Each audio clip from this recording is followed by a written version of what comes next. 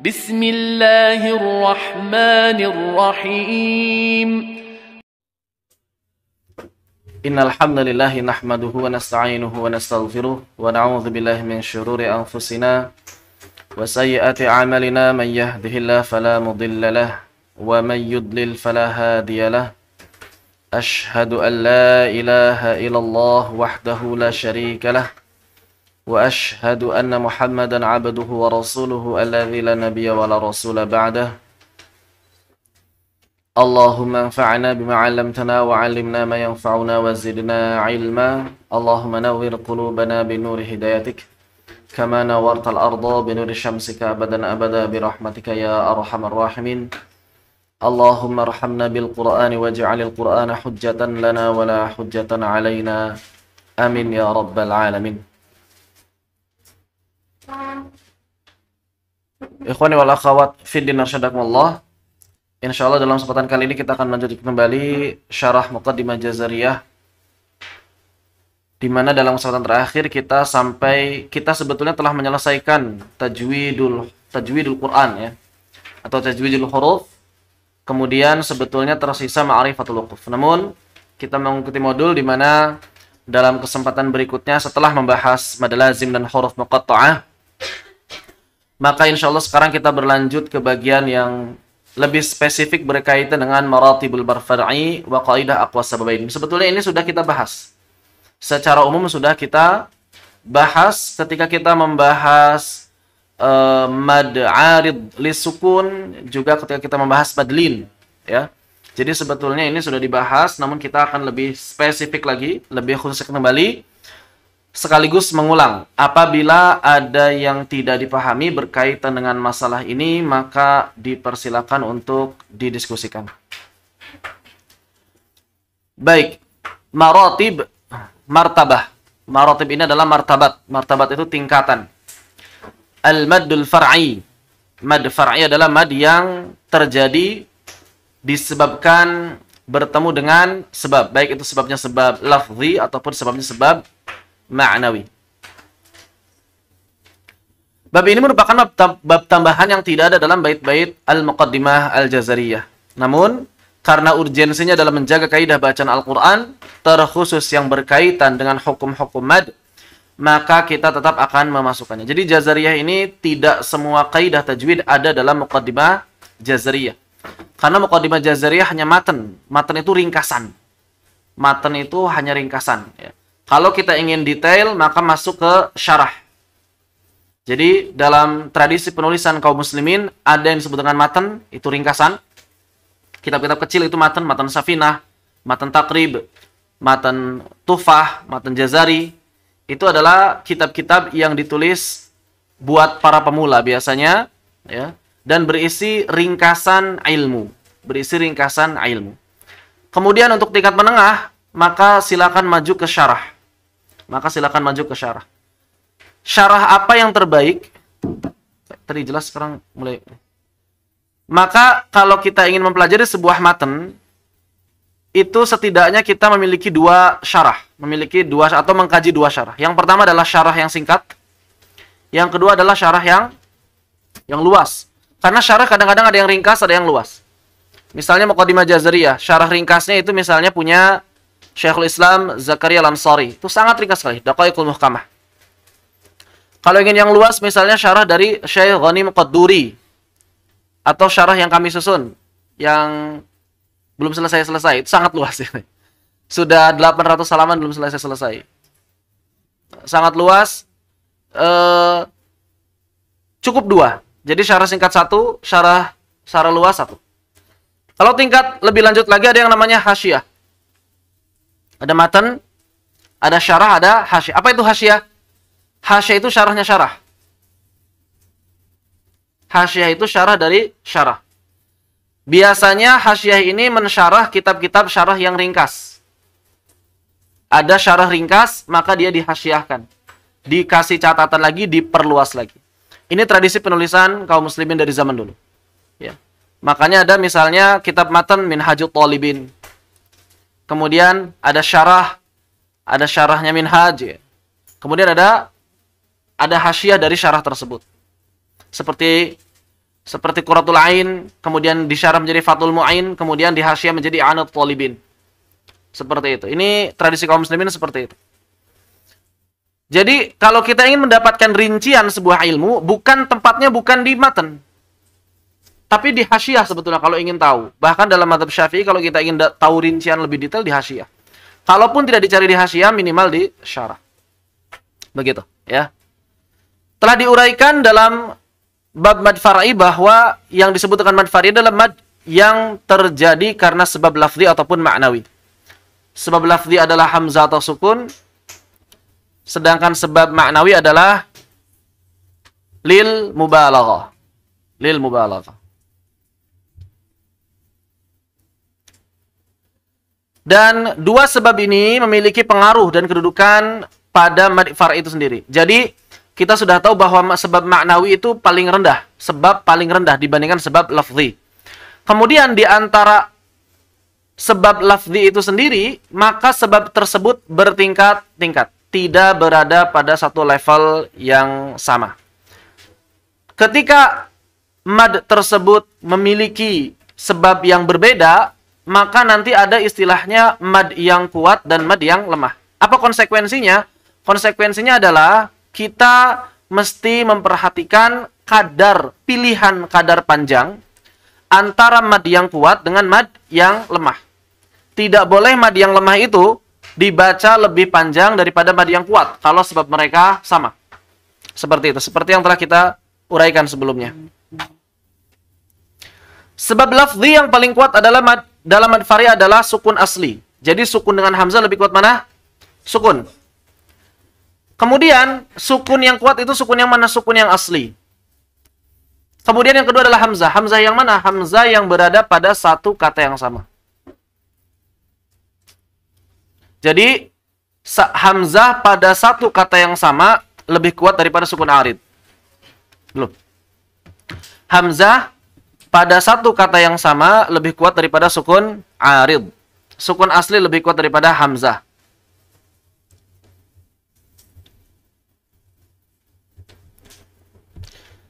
Dan setelah itu adalah hamzah lagi, tapi hamzah yang berada pada kata yang berbeda. Melihat kekuatan sebab lafzi yang dikemukakan, maka urutan mad far'i berdasarkan kuat lemahnya dimulai yang paling kuat adalah mad lazim, mad muttasil, mad arid, lis sukun, mad munfasil, dan terakhir adalah mad badal.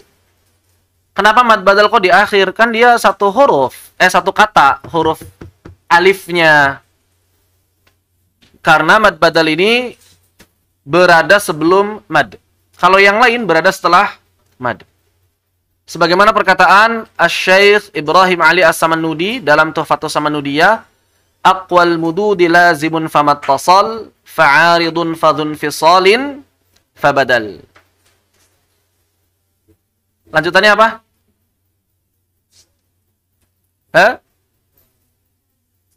Wasababa maddin idza mawjida fa inna aqwa sababainin farada.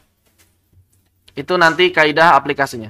Kalau urutannya seperti ini, aqwal mududi lazimun famattasal, fa'aridun fadhun fisalin, fabadal. Jadi mad yang paling kuat adalah mad lazim, kemudian mad muttasil, kemudian mad arid lisukun, kemudian mad munfasil dan mad badal. Tapi ingat, nanti di bagian mad arid lisukun, mad arid lisukun ini bisa naik, bisa turun, seperti yang telah kita bahas sebetulnya. Ini mad lazim. Kenapa mad lazim disebut mad yang paling kuat? Karena para ulama sepakat untuk membacanya 6 harokat tanpa pengecualian dalam qiraah yang sahih, yang 10. Ya. Dalam qiraah yang 10, maka tidak ada perbedaan pendapat di kalangan para ulama bahwa mad lazim dibaca 6 harokat. Ittafaqu fil maddi wattafaqu fil miqdar. Dan sukun asli ini merupakan sebab terkuat. Kenapa? Karena dengan kehadiran sukun asli, mad itu menjadi khafa. Masih ingat sifatul khafa? Kenapa mad ketika ketemu sukun asli kok dipanjangkan? Ini berkaitan dengan sifatul khafa.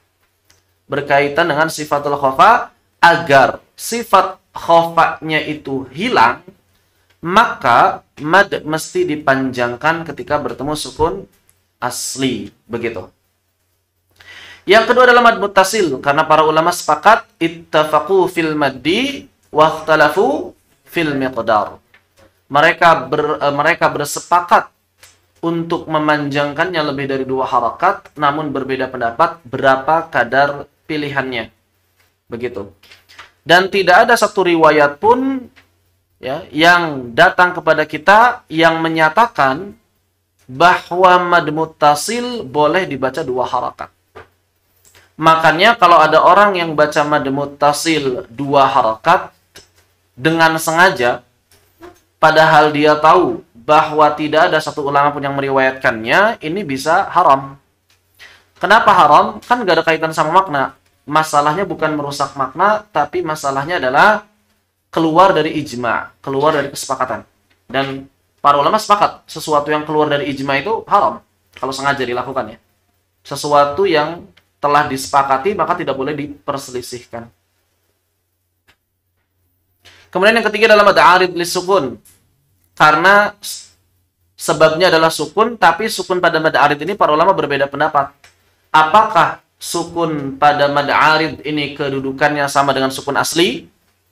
Atau sukun pada mad arid ini kedudukannya tidak sama dengan mad asli? Bahkan sebagian ulama mengatakan kedudukan sukun arid itu tidak bisa menjadi sebab. Makanya ada yang membaca qasar, ada yang membaca tawassut, ada yang membaca isba' atau tul. Mereka yang membaca qasar mengatakan bahwa sukun arid bukanlah sebab. Mereka yang membaca tul mengatakan bahwa sukun arid sama dengan sukun asli. Dan mereka yang membaca tawassut mengatakan bahwa sukun arid adalah sebab, namun berbeda dengan sukun asli. Yang keempat adalah mad munfasil, yang terjadi karena adanya hamzah yang berada pada kata berbeda. Para ulama berbeda pendapat apakah dia dipanjangkan atau tidak. Ikhtalafu fil maddi wa ikhtalafu fil miqdar. Dan yang terakhir adalah mad badal. Sebetulnya yang paling terakhir itu mad lin, ya. Mad badal yang kelima, yang keenam mad lin. Apa itu mad badal? Mad badal adalah mad far'i yang berbeda dibandingkan dengan yang lain. Kenapa? Karena yang lain itu sebabnya berada setelah mad. Adapun mad badal sebabnya berada sebelum mad. Begitu. Allahu ta'ala a'lam. Kemudian, satu mad far'i terakhir yang lebih lemah daripada mad badal adalah mad lin. Nah, ini. Jadi mad lin itu kedudukannya lebih lemah daripada mad badal. Kenapa mad lin dinilai sebagai mad yang paling lemah? Karena mad lin tidak memiliki mad ketika di tengah. Kalaupun disebut mad, ternyata madnya ini lebih pendek daripada mad asli. Dengan kadar yang mesti talaqi, kata Mula Ali Al-Qari. Ya memang ada sih mad di sana, mad dan ma. Terdapat sebuah mad di sana, tapi yang kadarnya ini para ulama sepakat di bawah mad asli. Jadi ternyata kalau di tengah dia di bawah mad asli. Dengan mad asli saja masih lebih panjang mad asli. Makanya mad lin tidak bisa naik lebih dari tingkat tersebut. Begitu. Dan mad lin menjadi benar-benar menjadi mad itu ketika bertemu sukun arid. Jadi hanya terjadi ketika waqaf saja. Sebagian ulama menambahkan sebuah bait berkaitan dengan mad lin. Tsumma tabi'iyyu walinun ya fata walinu ad'aful mududi qad ata. Untuk melanjutkan aqwal mududi lazimun famattasal fa'aridun fadun fisalin fabadal. Kemudian ada yang nambahin tsumma tabi'iyyu walinun ya fata walinu ad'aful mududi qad ata. Supaya lin sama tabi'inya disebut. Jadi kan aqwal mudud di sana enggak disebut mad asli atau mad far'i. Aqwal mududi lazimun famattasal fa'aridun fadun fisalin fabadal. Kemudian dilanjutkan summa tabi'iyyu walinun ya fata walinu ad'aful mududi qad ata. Summa tabi'i, kemudian setelah mad badal itu adalah tabi'i, kemudian lin ya fata wahai pemuda, walinu dan mad lin ini ad'aful mudud, mad yang paling lemah. Jadi benar-benar mad yang paling lemah lin. Bahkan kedudukannya di bawah mad tabi'i. Apa sih pentingnya kita memahami kaidah aqwas sababain dan maratib mad far'i ini, di antara faidah atau manfaat mempelajari tingkatan mad far'i khususnya adalah memahami kewajiban penting untuk menjaga dua kaidah berikut. Ini wajibnya wajib san'i, tentu saja bukan wajib syar'i ya. Kalau ditinggalkan tidak berdosa, tapi aib bagi para pembaca Al-Quran. Kewajibannya bukan kewajiban syar'i, kewajibannya kewajiban menjaga kesempurnaan tata cara dalam menjaga Al-Quran. Apa itu dua kaidah yang mesti dijaga? Dan ini jarang orang yang memahaminya. Bahkan para pengajar Al-Quran pun banyak yang belum tahu masalah ini. Banyak para pengajar Al-Quran yang belum tahu bahwa ada tingkatan mad far'i, ada kaidah aqwas sababain yang mesti dijaga. Kaidah pertama adalah apabila dua jenis mad yang sama sebabnya bertemu pada satu bacaan, maka yang lemah tidak boleh dibaca lebih panjang dari yang kuat, sedangkan yang kuat tidak boleh dibaca lebih pendek daripada yang lemah. Ini seperti yang telah kita bicarakan dalam kasus arid lisukun bertemu dengan madlin. Begitu pula sebetulnya mad jaiz munfasil ketika bertemu mad wajib muttasil. Kalau memang kita ingin membaca dengan jalur yang lain, di mana mad muttasilnya punya pilihan, mad munfasilnya punya pilihan. Misalnya, mad munfasil pilihannya 2-5 dalam pilihan tersebut. Kemudian, mad muttasilnya pilihannya 4-6. Maka tidak boleh kita baca munfasil 5, muttasil 4. Tidak boleh. Mengapa tidak boleh? Karena muttasil memiliki sebab yang sama dengan munfasil. Namun muttasil lebih kuat. Maksimal itu sama. Munfasil itu tidak boleh dibaca lebih panjang dari muttasil. Maksimal sama. Dan muttasil tidak boleh dibaca lebih pendek daripada munfasil. Minimal sama. Jadi kalau munfasilnya dibaca 5, minimal muttasilnya 5. Atau 6. Boleh kalau 6. Kecuali dalam jalur asy-syatibiyah yang kita amalkan, pilihannya sudah sepaket 4-4, 5-5. Tidak boleh 4-5, apalagi dibalik 5-4, nggak boleh. Kalau 5-4 nggak boleh menurut seluruh ulama. Kalau 4-5 bisa jadi masih boleh menurut sebagian jalur. Tapi kalau 5-4 ini sudah tidak diperbolehkan. 5-4 itu maksudnya munfasil 5, muttasil 4. Ini melanggar kaidah aqwas sababain. Ini adalah yang pertama. Kaidah yang kedua, apabila beberapa sebab berkumpul pada satu mad, maka diamalkan yang kuat dan ditinggalkan yang lemah. Apabila kekuatan keduanya sama, maka diamalkan secara bersamaan. Beberapa sebab itu bagaimana? Ada hamzah, ada sukun dalam satu mad. Dan ini mungkin terjadi seperti yang pernah kita bicarakan ketika membahas mad muttasil arid. Mad muttasil arid li sukun. Jadi dia muttasil juga karena bertemu hamzah, arid li sukun juga karena hamzahnya sukun arid. Begitu. Dalam keadaan seperti itu apa yang mesti dilakukan? Maka amalkan yang kuat dan tinggalkan yang lemah. Kalau kekuatan keduanya sama, ya sudah, nggak usah diomongin kalau sama mah ya. Kalau sama nggak usah diomongin, begitu. Baik. Paham dua kaidah ini secara teori? Paham ya, karena sudah kita singgung sebetulnya. Jadi, yang pertama adalah kalau ada dua jenis mad yang sebabnya sama, namun kekuatannya berbeda bertemu pada sebuah bacaan, kita tidak boleh membaca yang lemah lebih panjang dari yang kuat. Juga tidak boleh membaca yang kuat lebih pendek dari yang lemah. Seperti mad jaiz munfasil dengan mad wajib muttasil. Atau mad arid li sukun dengan madlin. Cuma dua itu aja sih ya. Jadi pertemuannya itu pertemuan arid li sukun dengan lin atau pertemuan antara muttasil dengan munfasil. Bagaimana dengan silah kubro atau silah tawilah? Kalau silah tawilah itu hukumnya hukum munfasil. Selalu mengikuti hukum jaiz munfasil. Pokoknya dia dianggap jaiz munfasil aja lah. Mad silah sugro itu yulhaq ke jaiz munfasil. Dianggap sebagai bagian dari mad jaiz munfasil.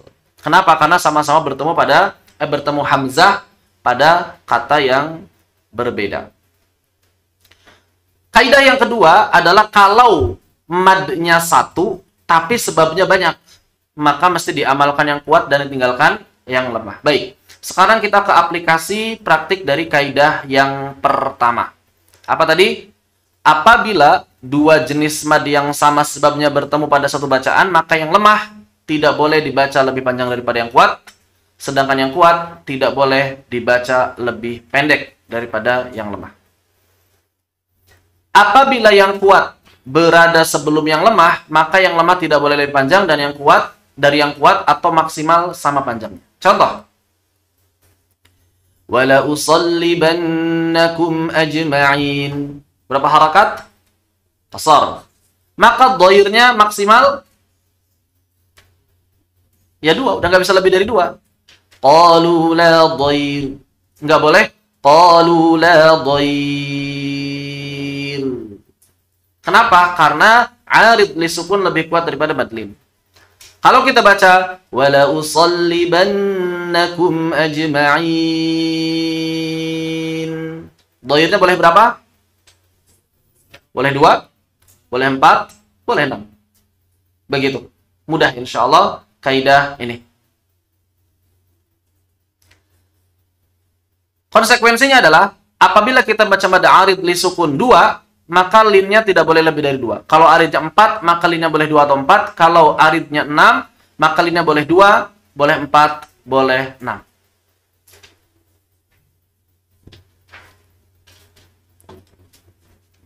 Mudah sekali, insya Allah, karena sudah dibahas. Ini hanya sedikit mengulang dan sedikit lebih detail saja. Kedua sebaliknya, kalau yang lemah berada sebelum yang kuat, maka yang kuat dipanjangkan dengan panjang yang sama atau lebih panjang daripada yang lemah. Contoh misalnya kita berhenti di la raib. Dzalikal kitabu la raib. Maka muttaqin baca berapa?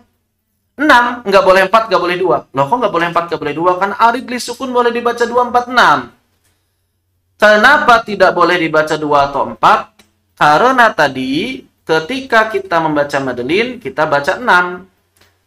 Dan mad arid li sukun memiliki sebab yang sama dengan madlin. Namun, mad arid li sukun levelnya lebih kuat atau lebih tinggi daripada madlin. Sehingga mad arid li sukun mesti dibaca lebih dari madlin. Atau setidaknya sama. Karena tidak ada mad yang lebih dari, karena tidak ada kadar panjang yang lebih dari 6 harokat, ya sudah berarti 6 harokat. Lain halnya kalau misalnya kita baca Dzalikal kitabu la raib. Maka boleh tuh muttaqinnya 2, 4, 6. Ya. Fihi hudal lil muttaqin. Boleh. Fihi hudal lil muttaqin. Boleh. Fihi hudal lil muttaqin. Juga boleh. Seperti itu. Namun ketika kita sudah memilih salah satu pilihan, maka ke depannya, ke belakangnya, terus ke sana harus pada satu pilihan yang sama. Misal, Dzalikal kitabu la raib. Berarti madlin berikutnya ya sudah 2 harakat terus. Fihi hudal lil muttaqin. Berarti mad arid li sukun berikutnya 4 harakat terus sampai akhir. Demikianlah adab dalam membaca Al-Qur'an.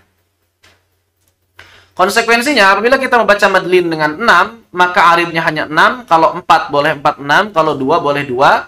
Boleh 4, boleh 6. Ya. Jadi kalau linnya dibaca 2, maka aridnya boleh 2, 4, 6.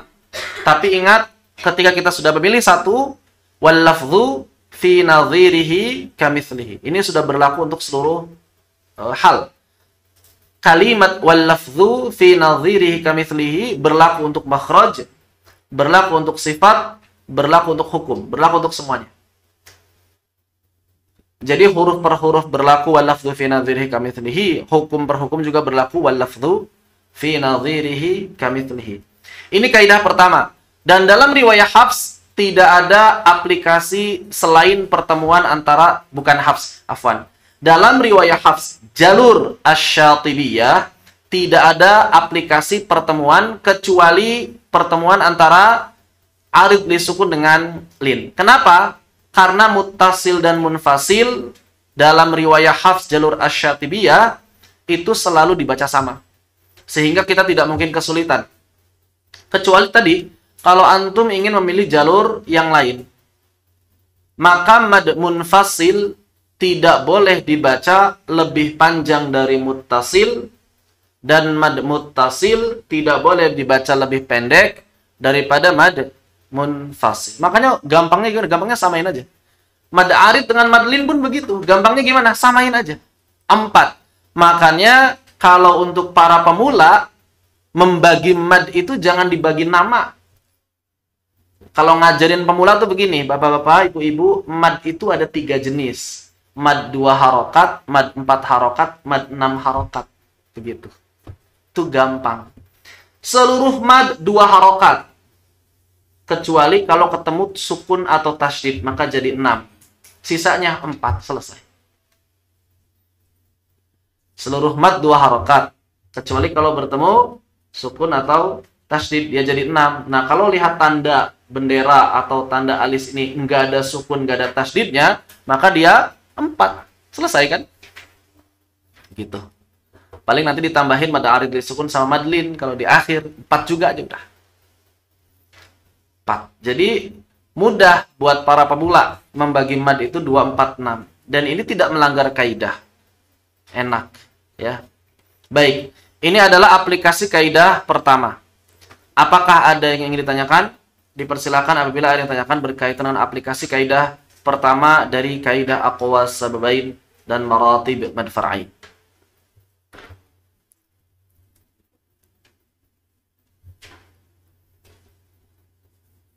Kalau tidak ada, kita lanjutkan ke kaidah yang kedua. Fadhal Ustaz.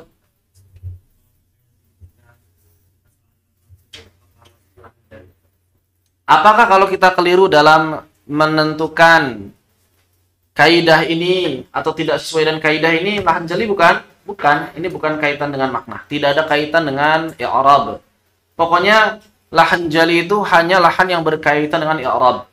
Struktur bahasa, bukan hukum tajwid. Struktur bahasa, murni struktur bahasa. Makanya cuma 3. Nambah, ngurangi huruf, ngubah huruf, ngubah harokat, cuma 3. Lahan jali cuma 3 sedikit. Yang banyak itu lahan khafi. Yang banyak itu adalah lahan khafi. Cuma yang jadi masalah, apakah semua lahan jali haram? Jawabannya tidak. Demikian pula, apakah semua lahan khafi tidak haram? Jawabannya tidak. Ya. Pokoknya kalau merusak makna, pasti haram. Nah, yang tidak merusak makna ini, apakah ada yang haram? Jawabannya ada kan. Seperti tadi yang melanggar ijma. Nah, ini kan para ulama ahli qiraat mengatakan haram. Bahkan sebagian ulama qiraat mengatakan ya seluruh lahan kalau antum sengaja melakukannya haram. Misalnya fatwanya Syekh Abdul Fattah Al-Marsafi, ya. Beliau tegas sekali kalau dalam masalah lahan. Ya pokoknya kalau ada orang yang sengaja meninggalkan seluruh hukum tajwid dengan alasan apapun itu haram. Kalau dia sudah mengetahui bahwa mengamalkan tajwid itulah bagian dari syariat begitu. Jadi memang untuk lahan yang tidak mengubah makna, para ulama berbeda pendapat apakah dia haram atau tidak. Ada yang mengatakan mutlak tidak haram, ini para ulama fikih biasanya, masih keringanan. Kalau ulama fikih rata-rata pokoknya nggak ubah makna, nggak haram. Ulama fikih rata-rata begitu. Tapi kalau ulama tajwid sama qiraat lebih tegas. Ya. Enggak seenaknya begitu aja. Ada yang haram, ada yang enggak, bahkan ada yang mengatakan semuanya haram bahkan. Begitu ya. Jadi kalau pembagian jali khafi ini bukan jali pasti haram, khafi pasti tidak haram, bukan. Jali khafi ini hanya berkaitan di bagian apa kelirunya. Kalau bagian i'rab atau struktur bahasa, maka dia masuknya lahan jali. Mau ngubah makna, tidak ngubah makna, pokoknya lahan jali. Kalau dia masalahnya di tahsiniyah, maka lahan khafi. Tapi bukan berarti yang lahan khafi pasti tidak haram, lahan jali pasti haram, enggak. Ada bagian-bagian yang memang disepakati haramnya, ada bagian-bagian yang tidak disepakati keharaman. Ada yang ditanyakan? Dipersilakan. Kita lanjut ke aplikasi.